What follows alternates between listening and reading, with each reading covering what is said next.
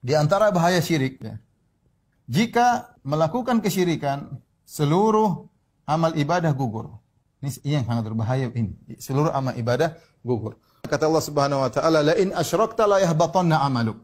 La yahbatanna 'amaluka wa la takunanna minal khasirin.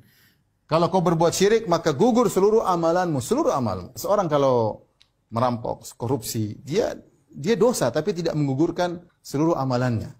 Kalau seorang mungkin melakukan dosa-dosa tertentu, dia dihitung dimasuk dalam timbangan dosa tapi tidak mempengaruhi yang lainnya, ya. Secara umum seperti itu. Memang ada dosa yang ibadah, tapi secara umum dosa dihitung sendiri, amal soleh nanti ditimbang pada hari kiamat oleh Allah Subhanahu wa taala. Berbeda dengan syirik akbar.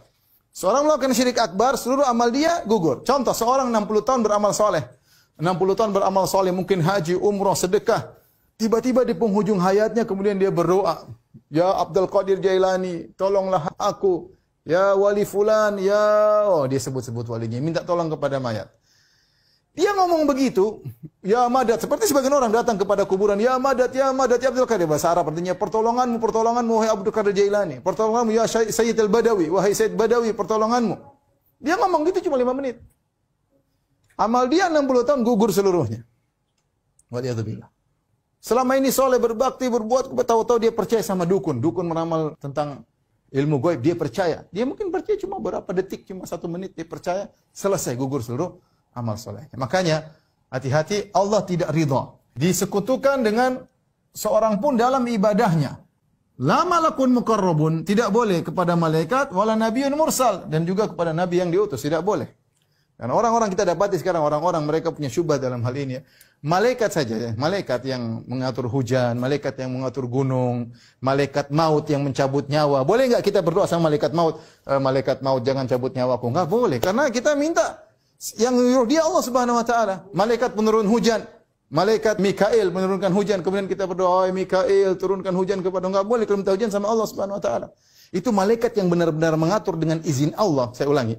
Malaikat yang benar-benar mengatur dengan izin Allah, tidak boleh kita minta kepada malaikat tersebut. Apalagi dengan orang-orang dalam kuburan yang nggak bisa apa-apa. Kemudian kita minta sama penghuni kubur tersebut yang tidak bisa apa-apa. Lantas sebagian orang-orang sufi mereka mengatakan, seperti dalam kitab Jawahirul Ma'ani, dia mengatakan Abdul Qadir Jailani seorang ulama, ya, tapi orang-orang mengkultuskannya berlebihan. Kata mereka dalam kitab Jawahirul Ma'ani, Abdul Qadir Jailani diberikan kun oleh Allah. Jadi kalau dia bilang kun fayakun. Dia bilang, ini mana dalilnya? Abdul Qadir Jailani dikasih kun fayakun sama Allah. Jangankan Abdul Qadir Jailani rahimahullah, Nabi Muhammad SAW tidak pernah dikasih kun sama Allah Subhanahu wa taala. Nabi terluka dalam perang Uhud, terluka ini darah, gigi beliau patah sampai beliau mengatakan, bagaimana beruntung suatu kaum yang melukai nabinya. Nabi marah. Kalau Nabi dikasih kun, mampuslah kalian pasukan kaum musyrikin, jadilah kalian semut, ya, kun fayakun. Nabi saja tidak dikasih kun. Sekarang mereka bikin cerita, Abdul Qadir Jailani dikasih kun fayakun oleh Allah sehingga mereka minta kepada Abdul Qadir Jailani. Syirik.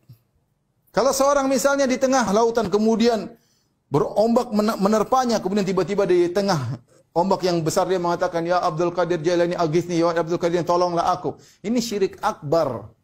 Kenapa seakan-akan Abdul Qadir Jailani yang mungkin mayatnya dikubur di Irak atau di Arab, seakan-akan masih hidup dan maha mendengar apa yang dia ucapkan, sehingga meskipun dia di Indonesia ngomong Abdul Qadir Jailani, di Irak bisa dengar, ini berarti maha mendengar kan? Sama seperti Allah.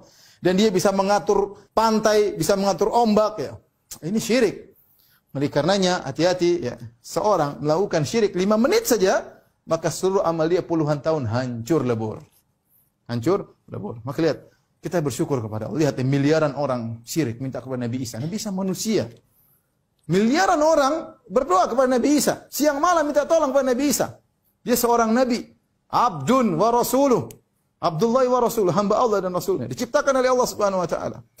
Inna mathala Isa indallahi kamathali Adam khalaqahu min turab.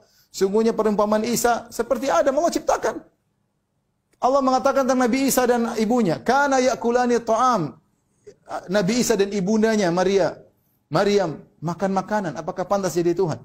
Intinya Allah tidak ridha siapapun disekutukan dengan Allah Subhanahu wa taala. La malakun muqarrab, tidak malaikat, wala nabiyyun mursal, tidak juga nabi. Kalau malaikat dan nabi saja tidak boleh kita sekutukan, apalagi cuma wali-wali Allah Subhanahu wa taala, apalagi mayat-mayat. Terkadang mayat tidak jelas, ya. Baru dapat kemarin kuburan-kuburan dibongkar, tidak ada isinya. Orang-orang sudah keramatkan, ternyata tidak ada isinya. Bahkan saya pernah dapat cerita dari seorang kawan, dia bilang tiba-tiba ada kuburan. Ustadz yang cerita di suatu daerah di Jawa Barat, tiba-tiba ada kuburan. Kuburan tersebut naik sendiri, kemudian turun sendiri. Di pagar tapi naik sendiri, turun sendiri. Orang-orang datang ke situ menangis, lemparkan duit. Ternyata kuburan tersebut nggak ada isinya. Ya, naik turun ternyata ada orang yang mompa dari jauh, naik turun ada orang yang mompa dari jauh. Subhanallah. Orang-orang dibohongin oleh macam-macam orang ya. Oleh karenanya Allah mengatakan wa annal masajid lillahi. Sungguhnya tempat sujud hanyalah milik Allah. Masjid milik Allah. Fala tad'u ma'allahi ahadan. Perhatikan di sini kata Allah fala tad'u ma'allah. Janganlah kalimat itu artinya bersama ya. Janganlah kalian berdoa bersama Allah, berdoa juga kepada selain Allah. Jadi namanya musyrik itu adalah beribadah kepada Allah dan kepada selain Allah. Perhatikan ya. Syirik itu hakikat syirik menyekutukan. Berarti apa? Berarti beribadah kepada Allah dan selain Allah. Jadi bukanlah orang musyrik orang yang tidak beribadah kepada Allah. Saya ulangi. Jangan dibayangkan namanya orang musyrik itu tidak beribadah kepada Allah. Orang musyrik itu secara bahasa justru orang yang beribadah kepada Allah dan juga kepada selain Allah. Itu baru namanya musyrik. Kenapa? Karena dia telah melakukan syarikat. Syarikat kan syarikat barang-barang. Dia telah mensekutukan selain Allah dengan Allah. Berarti dia beribadah kepada Allah dan beribadah kepada selain Allah. Makanya dalam lafaz ini Allah mengatakan fala tad'u ma'a. Ma'a itu artinya bersama. Saya ulangi. Ma'a ini artinya bersama. Yaitu janganlah kalian berdoa bersama Allah dengan selain Allah. Artinya kalian berdoa kepada Allah saja. Jangan sudah berdoa kepada Allah, bersamaan itu kalian beribadah juga kepada selain Allah. Itulah syirik, ya.